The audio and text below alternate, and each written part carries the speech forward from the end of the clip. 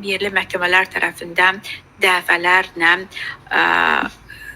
məhkəməyə verilib və eyni zamanda məhkəmələr tərəfindən hüquq qüvvəsi dayandırılıb. Bizə isə Almaniyadan Azərbaycanlı hüquq müdafiəçisi Elçin bəy Məmməd qoşulur. Elçin bəy, vaxtınız xeyir olsun və təşəkkür edirəm yayıma qatıldığınız. Vaxtınız xeyir olsun Sənəz xanım. Təşəkkür edirəm dəvətinizi. Elçin bəy, Azərbaycandakı durum Aşbadada müzakirə olundu və yenidən Azərbaycan hökumətinə qarşı sanksiyalara çağırış edildi. Amma sanki bu Əliyev hakimiyyətini dayandırmır. Biz jurnalistlərə paçka ilə həbs kəsildiyini gördük. Buyurun, siz nələri müşahidə etdiniz? Təşəkkür edirəm Sənəz xanım. Bəli, bu gün çox acınacaqlı bir siyasi durumda və insan haqlarının kobud şəkildə pozulduğu bir mühitdə yaşayırıq və adekvat olmayan cəzalar verilir jurnalistlərimizə. Hətta bir neçəsi təzə tikilən dırnaqarası yaxşı cəza çəkmə təcridxanaya köçürülüb bir neçə jurnalist. Bilirsiniz də orada vəziyyət daha fərqlidir. Görüş arxasındandır və təkbətək görüş ümumiyyətlə imkanı yoxdur. Güya Avropa standartlarına uyğundur. Yəni addım həbs olunanların, xüsusən də siyasi məhbusların hüquqları tapdalanır və ağına bozuna baxmadan sanki divara oxuyurlarmış kimi hökmlər verilir.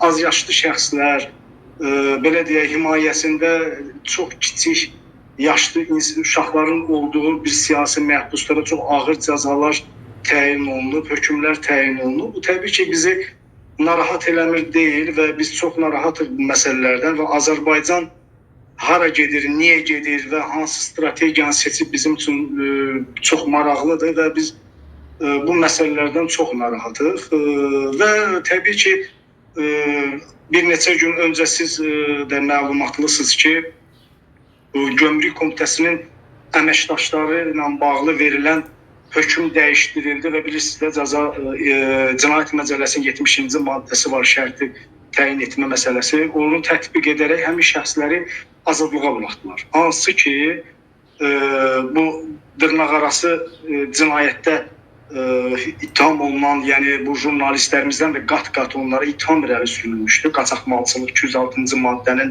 ağır tövsiyə edilən bəndlərindən danışıram və yaxın keçmişdə bir neçə gün öncə bunlar azadlığa buraxıldı. Demək ki, yəni Azərbaycan siyasi hakimiyyəti bir daha nümayiş elətdirir ki, yəni burada mənəm, Bağdadda kor xəlifədir.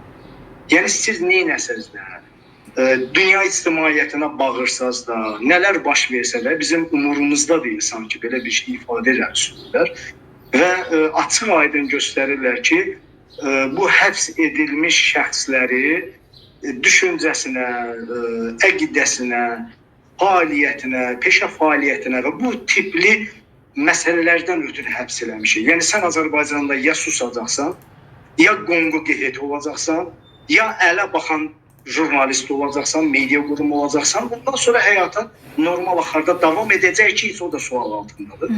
Və yəni bütün bunlar və onu göstərir ki, hal-hazırda yəni hökmləri elan olmuş abzas media əməkdaşları ilə bağlı olan hökmlər ümumiyyətlə Azərbaycandakı cəza sisteminə adekvat deyil. Yəni birinə başqa cür cəza kəsilir və şərti cəza tətbiq olunur və biz artıq bununla bağlı hesabat hazırlayırıq ki, Azərbaycan məhkəmələri artıq siyasiləşib, düzdür, bu heç kimə sir deyil, amma hər halda biz... Kimi nəzərdə tutursunuz? Şahnaz bəylər qızını mı, yoxsa?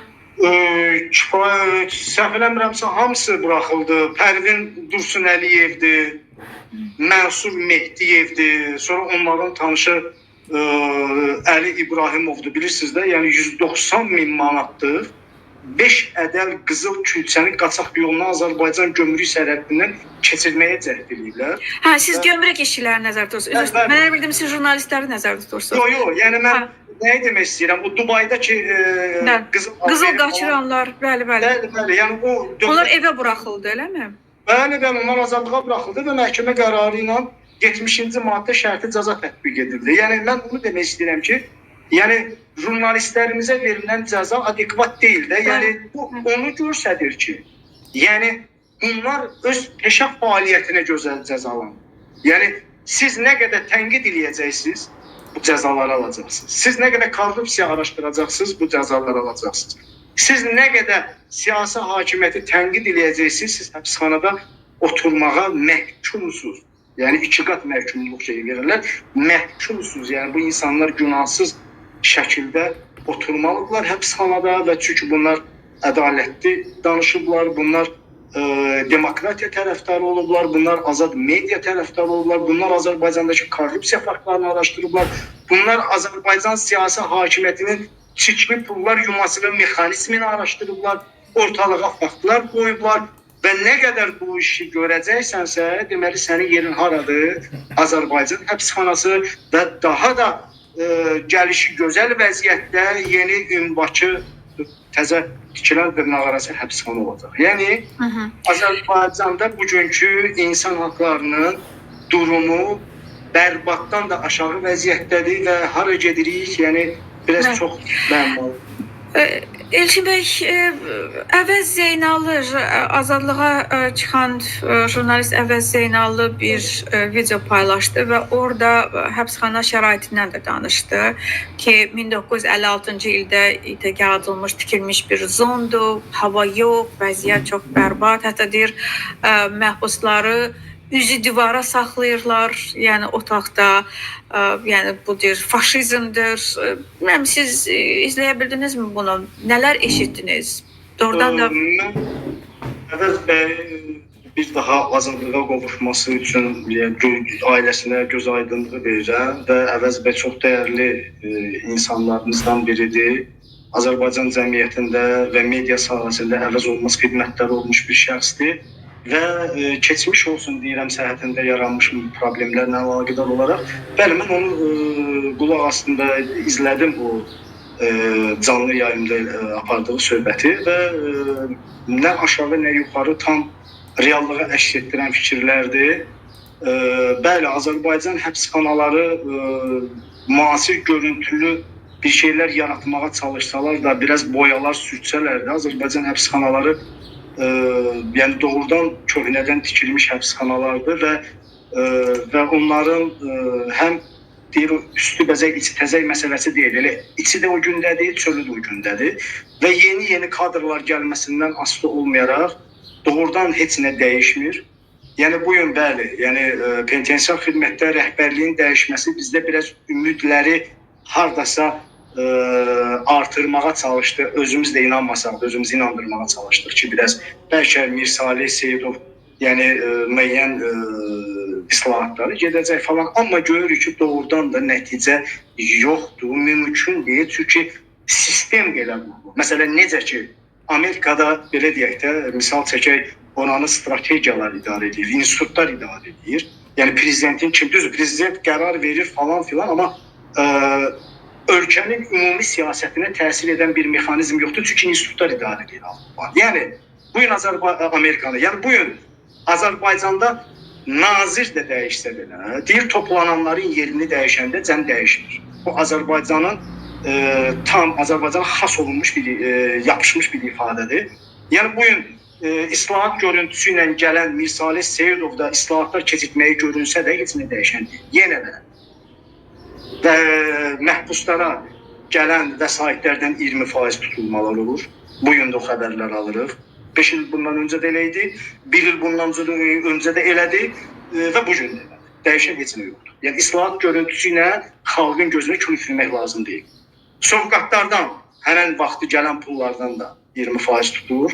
Sovqatlardan bu meyvədən xoşum gəlir, bu meyvədən 5-6 dənə 5 kilo gəlirsə 2 kilosu aydın məsələdir. Oradakı nəzarət mexanizmində olan insanların hamısını yəni süzgəcindən keçirilir. 2 banka gəlirsə hansısa bir vəziyyətdə o bankanın biri təbii ki avtomatik müsadirədən keçirilir. Müsadirə olunur belə deyək. Və müəyyən qadağalar var ki, tutalım məsələn dolma olmaz, nə bilim şor olmaz, falan olmaz, filan olmaz, amma bu hamıya şamil edilmir. 50 manatın varsa, 40 manatın varsa, 30 manatın varsa onu da verib keçirdirsən. Deməli bir məhbus dolma yeyə bilir, o bir məhbusun pulu yoxdur. Hətta güclə bala ilə evindən bişirilib gətirilən o dolmanı da yeyə bilmir. Yəni doğrudan da belə deyək də fərqlilik, ayrı-seçkilik yüksək səviyyədədir. İstər nəzarət məsələsində, istər otaqlar məsələsində, istər bəli, Əvəz bəy düzgün vurğuladı. Karantinə girməyin, özü girməkdən danışırıq, hələ çıxmaqdan yox. 14 günlük karantindir. Karantinə girməyin özü puldur. Yəni belə deyək, onun da müəyyən ölçülü otaqları var. Məsələn, 300 manatlıq karantin başqadır, 500 manatlıq karantin başqadır və hətta 14 gün karantində qalmalısan.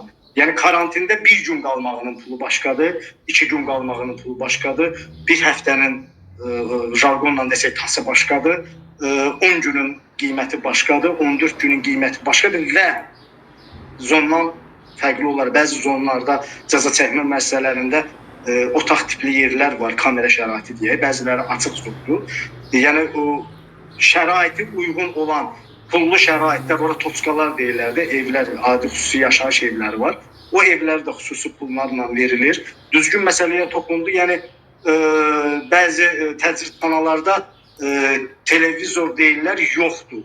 Bu həqiqətdir. Yəni amma bəzi kameralarda televizor var və o da abunə iləndir. Abunə bizim nəzərdə tutduğumuz ATV Plus falan 10 manat yox. Məsələn 10 manatlıq orada müxtəlif kanallar var. 300-500 kanal var da, yəni müxtəlif xarici və yerli telekanalların. Yəni onlar məsələn 150 manatdan başlayır. Halbuki abunəsi 10 manatdır.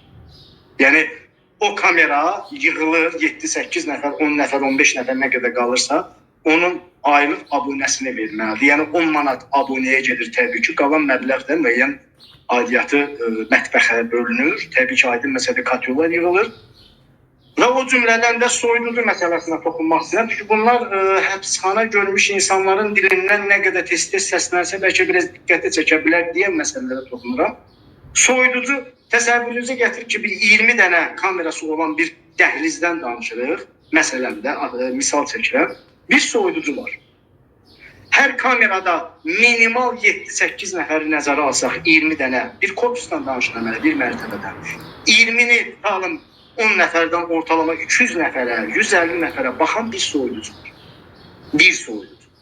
Dəfələrlə ətlərin iyilənməsinin şahidi olmuşuq, üzü yaya gedir, fəsil dəyişir təbii ki. Yeməklərin, meyvələrin xarab olmasının şahidi olmuşuq və həmən kameraya içəri daxil eləmək üçün soyuducunun qiyməti çıxır. Yəni sən onu çöldən soyuducu gətizdirməlisən, o cəza çəkmə müəssisəsinə və yaxud təcridxanaya, istintaq təcridxanasına daxil olmağının pulu başqadır, kameraya gəlməyinin pulu başqadır və təbii ki, o kameraya gəlməkdən sonra məsələ bitmir. Ay bu soyuducunun pulunu verməlisən. Bu işıq pulu deyil, nəsə bir şey deyil. Bu sadəcə olaraq ora belə deyək də televizora abunə verildiyi kimi soyuducuya da abunə kimi bir şeylər verilməlisən. Yəni bugün Azərbaycan həbsxanalarının vəziyyəti budur. 2 il bundan öncə mən həbsdən azad olunmuşam, vəziyyət eyni idi. Təzəlicə Əvəz bəy həbsdən azad olunub, vəziyyət eyni idi. Və bir neçə ildən sonra da vəziyyət dəyişməyəcək. Çünki niyə? Yəni Azərbaycanda köklü islahatlar kağız üzərində yox. Köklü islahatlar keçirilməsə, Azərbaycanda siyasi hakimiyyət, iradə ortaya qoymasa, mən indi insanları başqa bir şey səsləmək istəmirəm. Təbii ki, Azərbaycanda kifayət qədər hamilə də Azərbaycanda siyasi hakimiyyət dəyişsin. Amma bugün Azərbaycan reallığı buna imkan vermirsə, Azərbaycan hakimiyyəti islahatlara məcbur edir. İstərsiniz ki, məsələn. Aydındır, yəni biz faktiki olaraq bu toplantılarda BMT-nin, nə bilim, işgəncələr əleyhinə komitədə və s. Azərbaycan rəsmiləri çıxış edir, Azərbaycan nə bilim, Ədliyyə Naziri çıxış edir, daxili işlər, bunlar deyirlər ki, çox insani rəftardır, nə bilim, yeniləyirik, modernizasiya filan. Çıxır ki, hamısı yalandır. Bunlar sadəcə olaraq beynəlxalq təşkilatları yola vermək üçün uydurulan nağıllardır. Dəhşətdir bunları eşitmək. Mən bilirəm ki, bu hələ oradakı həqiqətlərin, nə bilim, iğnenin ucundası qədərdir. Yemək gətirirlər, çatmır onlara, yəni o digərləri götürür, yeyir. Yəni aydındır, adamlar acdır və s. Yəni və bu əlbəttə ki, hakimiyyətin əlinə işləyir ki, cəza yeri olmalıdır. Əgər penitensiar xidmətin üzərində təzyiq olmasa, siz bu zəncirvaridir də, yəni penitensiar xidmət toplananları Ədliyyə Nazirliyinə ötürür. Ədliyyə Nazirlikdə yuxarı hissəyə ötürür. Aydın məsələdir, bilirik, yəni bu hansı zəncirvari prosesdə baş verən olaydır və ona görə də yəni bu gün milyonlar ayrılsa belə penitensiar xidmətə, penitensiar xidmət onu görmür. İnanın mən onu görmür. Penitensiar xidmət görə də bilməz, bəli. Karserdən cəza, içəridəki cəza, o söz ifadə yadımdan çıxdı, üzr istəyirəm. Yəni o cəza otağına salınmadan alınan puldan, otaqlardan alınan puldan, sovqatdan alınan puldan, aylıq burjulardan alınan puldan, belə deyə burju kameralar var, jargon ifadələrdə işlətsək, onlardan alınan pullardan belə deyək özlərini kozrasot sistemində işləyirlər. Çünki bunlara ayrılan vəsait onlar məni elə gəlir görmür. Çünki insan o mümkün deyil ki, ora təsəvvürünüzə gətirin ki, yəni mənim dəfələrlə etdiyim müşahidə budur ki, orada ən təzə hüquq ədəbiyyatı, kitabxanalarda ki, kitabxana demək mümkün deyil, ən təzə hüquq ədəbiyyatı, mən elə təsəvvürünüzə gətirin ki, keçən əsrdir, bəli. Yox, biraz da abartdıq, amma yox. Ən təzəsi 2014-cü il. Eləmi? Ən təzəsi. Yəni hüquq anlayışı olmayan məhbus, yəni ən azından hər dəfə... Mən eşitmişdim ki, orada ümumiyyətlə Kirilllə kitablardır. Yəni sən əgər Latinlə oxuma bacarmasan, get Kirilli öyrən, bəli. Mən bir kitabı özümlə oradan keçirtməyə müvəffəq olmuşam, onu xatirə olaraq saxlayacağam. 50-ci illərdəki Rus əlifbası ilə yazılmış kitablar. Kiril əlifbası ilə yox. Yəni Y-nin üzərində Rus əlifbası yoxdur. Yəni Kirildən öncəki. Hətta o əlifba ilə belə orada kitablar var. Mən birini səhv eləmirəmsə, deyəsən Cəfər Cabbarlının əsəri idi. Bəli, mən onu arxivimə qoymuşam, şəxsi arxivimə. Mən oradan onu götürə bilmişəm. Düzdür, biraz indi başqa cür səslənsə də, amma mən xatirə olaraq da, çünki mən bilirəm ki, mən günahsız yerə həbs yapmışam. Ən azından gələcək memoralda, yəni memar yazımda falan bir xatirələr yazımda bir əlimdə bir nəyisə bir əsasım olsun ki, bax Azərbaycan həbsxanalarının hal-hazırda istifadə elədiyi əlifba. Yəni Latin əlifbası da yox, Kiril əlifbası da yox. Neçə onlarla kitab var ki, əski Kiril əlifbasında, Rus əlifbasında, Rus Kiril qarşı olan əlifbada kitablar var. Hüquq ədəbiyyatı, dahilərin əsərləri. Yəni dəyişiklik yox. Yəni buna görə həm də beynəlxalq təşkilatlardan çıxmaq istəyir də. Yəni yeganə öhdəliyi olduğu beynəlxalq təşkilatlardır. Ona görə də onlardan da çıxır. Yəni Azərbaycandakı bütün BMT institutları bağlanır, onları tərk edir. Nə bilim Aşbadı bu saat söhbət ondan gedir ki, Aşbanı da tərk et. Nə üçün? Çünki bu öhdəliklər var. Sən orada həbsxanada nə qədər adam saxlanıla bilər, hansı şəraitdə saxlanıla bilər, bunların yeməyi, qidası, havası, mütaliəsi necə olmalıdır. Onlardan da çıx və salam, əlin qolun açılsın, nə istəyirsən et və bütün ziyalıları, tənqidçiləri, oponentləri həbsxanaya doldur, qapını bağla və öldür. Mən razılaşıram hardasa, amma mən inanmıram ki, Azərbaycan indiki qlobal bilirsiniz, geosiyasi maraqlar Azərbaycanda daha çox diqqət mərkəzindədir, xüsusən də İranla bağlı baş verən son olaylarda və İran məsələsində. Yəni Azərbaycanın Avropadan tamamilə üz döndərməsi bu sadəcə olaraq güc nümayişidir. Mən inanmıram hansısa qurumdan sirk ürəkdən çıxmaq, öhdəliklər olmasın deyə çıxmaq niyyətləri olsun. Niyə?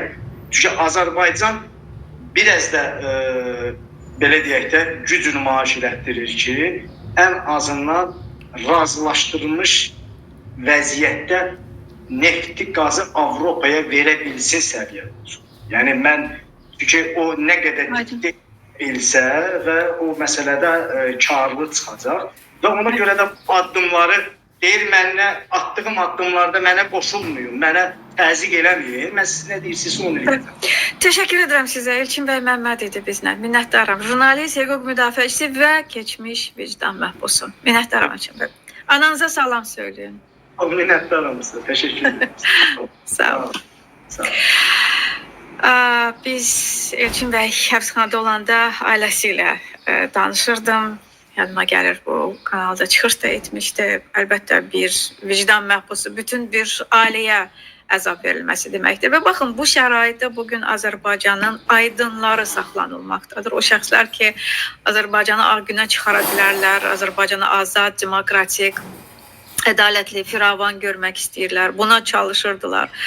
Siz deyin onların adlarını. Azər Qasımlı, Bəxtiyar Hacıyev, Ruslan İzzətli, jurnalistlərimiz, Anar Məmmədli, Tofiq Yaqublu. Yəni baxın, ən parlaq adamlar, qaymaqlar bugün həbsxanalarda və bu şəraitdə saxlanmaqdadır. Yeri gəlmişkən mən Prezident Trumpın